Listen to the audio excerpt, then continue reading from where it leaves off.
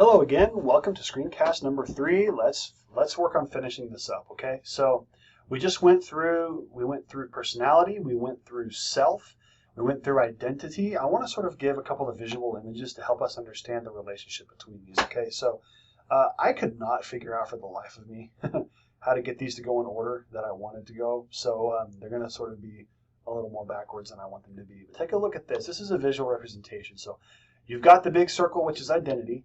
Identity is going to encapsulate self and personality. And so ultimately, this is what we're talking about when how they're not the same thing, but you can't really pull them apart either, right? So up here you have the overall identity, which is the composite of these two. You've got self and personality. Personality is most core. Remember, this is the nurture, this is the nature. You put it together and you have identity, okay? So that's a pretty decent way of viewing what we're talking about here. I hope that sort of helps you kind of have it stick, okay? Another way to look at it is this way. You can take self, you can take personality, you take identity, you stir it all up, you mix it down into one thing, and what it becomes is you, all right? You, who you see yourself as. And the interaction between much of this has to do with the way that you communicate with yourself, being intrapersonal communication, not just self over here. Okay, so these are just a couple of visual ways for us to understand really how all of this stuff works together. Okay, now let's talk just briefly about how the self-concept develops, because I said earlier that intrapersonal communication is an intimate part of all this. Well, here we go to explain it. Some of this will seem familiar if you've had an interpersonal communication class. In interpersonal communication, we talk about how the self-concept develops in our interaction with others. So I'm not going to spend a lot of time discussing that. I'm going to talk about how it forms within ourselves, okay? So first of all, we have to talk about how the self-concept does not exist at birth. That does not mean, again, we're talking about self here, right? Self-concept is the perceptions you hold of yourself. When you're born, you don't have perceptions of yourself yet, okay? You're not self-aware when you're first born, okay? Coming into self-awareness is something that happens to us over the first couple of 3 years of our lives, okay? So the self-concept does not exist at birth. Now, pieces of your personality and stuff like that arguably are there, okay? So that's what we're talking about here, okay? The self-concept does not exist at birth. And so here's how it happens. Interaction with self and others shapes the way we view ourselves. And so the way you interact within yourself shapes how you view yourself. It happens in two ways. The first is called reflected appraisal. Now, we talk about this in interpersonal communication. For us in this class, we're going to talk a little bit differently about it, all right? So reflected appraisal are my perceptions of the judgments of those around me. So the way that I see myself reflected back by others. I hope that makes sense. The ways that other people communicate with us tell us things about ourselves, and that's reflected appraisal, okay? But they are my perceptions of the judgments of those around me. So another way to say it is the way I communicate with myself, so intrapersonally, right? The way I communicate with myself about others' messages shapes my self-concept. So intrapersonal communication is intricately intertwined with how you formulate your self-concept in the realm of reflected appraisal. Okay? This is why it's so important for us to be around people when we're young who acknowledge us, who give us positive nonverbals and warm nonverbals, people who grow up in environments that are very harsh and very not nonverbally warm. I'm not sure if I said that clearly or not. The reflected appraisal that they're going to take part in is actually going to create a self-concept that is not good in many cases. You can't guarantee it because we are talking about the nurture part here, right?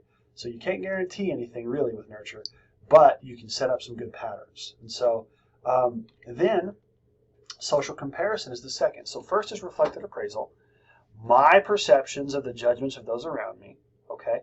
Social comparison is where I then communicate with myself in an evaluative way in terms of how I compare with other people. So I am going to get reflected appraisal. I'm going to take that information, and then I'm going to socially compare myself, and I'm going to intrapersonally communicate and make sense of what I'm seeing.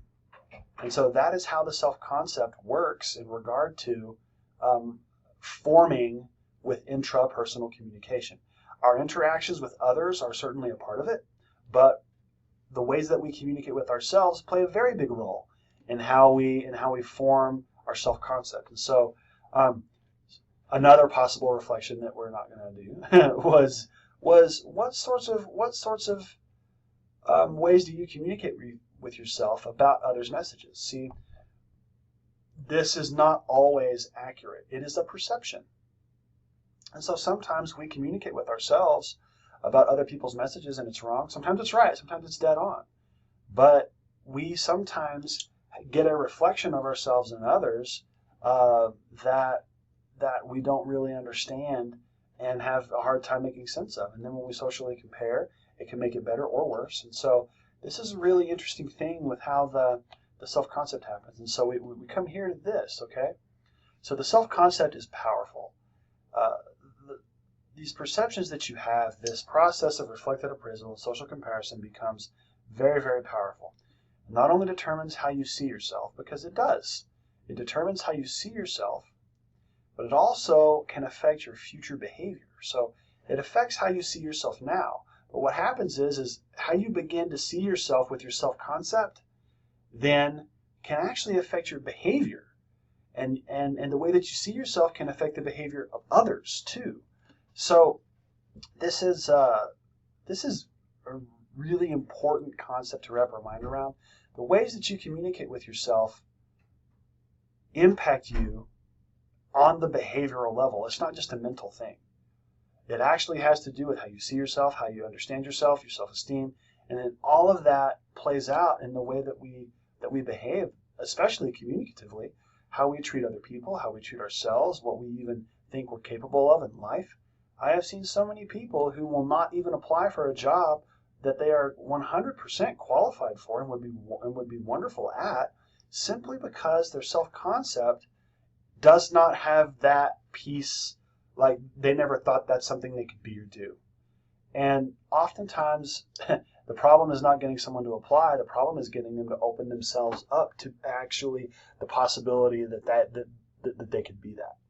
So the self-concept determines how you see yourself and your behavior and the behavior of others in many ways, okay? So I don't want to spend too much time. Let's wrap up, okay? Intrapersonal communication plays an intimate role in the continual formation, management, and navigation of our sense of self. We've talked about that. It's there at every level as we go through this.